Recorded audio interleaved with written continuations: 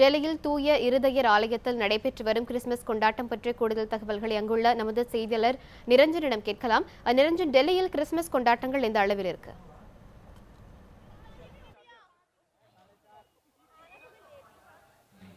நிச்சயமாக அனிதா, தற்பொழுது உலகம் முழுவதும் இந்த கிறிஸ்துமஸ் தின கொண்டாட்டங்களானது மிகவும் உற்சாகமான முறையில் கொண்டாடப்பட்டு வருகின்றது.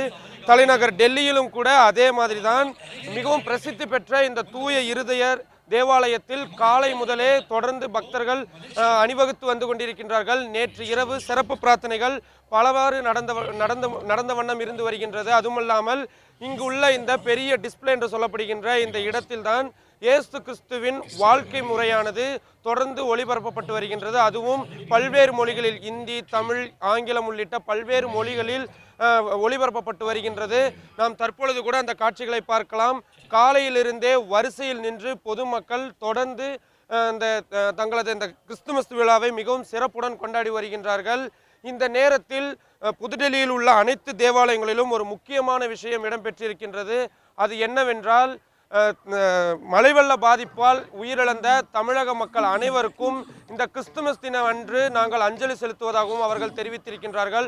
அது மட்டுமில்லாமல் உலகம் முழுவதிலும் பல்வேறு இடங்களில் இந்த இயற்கை சீற்றங்கள் மற்றும் இன்ன பிற காரணங்களால் உயிரிழந்த அனைத்து மக்களுக்கும் நாங்கள் இந்த கிறிஸ்துமஸ் தின விழாவை நாங்கள் சமர்ப்பிப்பதாகவும் அவர்கள் தெரிவித்திருக்கின்றார்கள். காலையிலிருந்தே சிறுவர்கள் முதல் கொண்டு பெரியவர்கள் வரை அனைவரும் இந்த கிறிஸ்துமஸ் தின கொண்டாட்டங்களில் ஈடுபட்டிருக்கின்றார்கள். தற்பொழுது கூட நம்முடன் கல்லூரி மாணவர்கள் நம்முடன் இணைந்திருக்கின்றார்கள். அவர்கள் என்ன மாதிரியான கிறிஸ்துமஸ் தின கொண்டாட்டங்களை மேற்கொண்டார்கள் என்பது குறித்து கேட்கலாம். How do you celebrate your Christmas? Well, we are here to celebrate this great Christmas day. Well, it's a festival which unites everyone. It's a symbol of love, joy. We want to dedicate this Christmas to Chennai victims that has occurred recently. So we want to just say them a Merry Christmas to them and the family, the house which has been destroyed by their. May God gives them strength and power to live in the new future. Amen.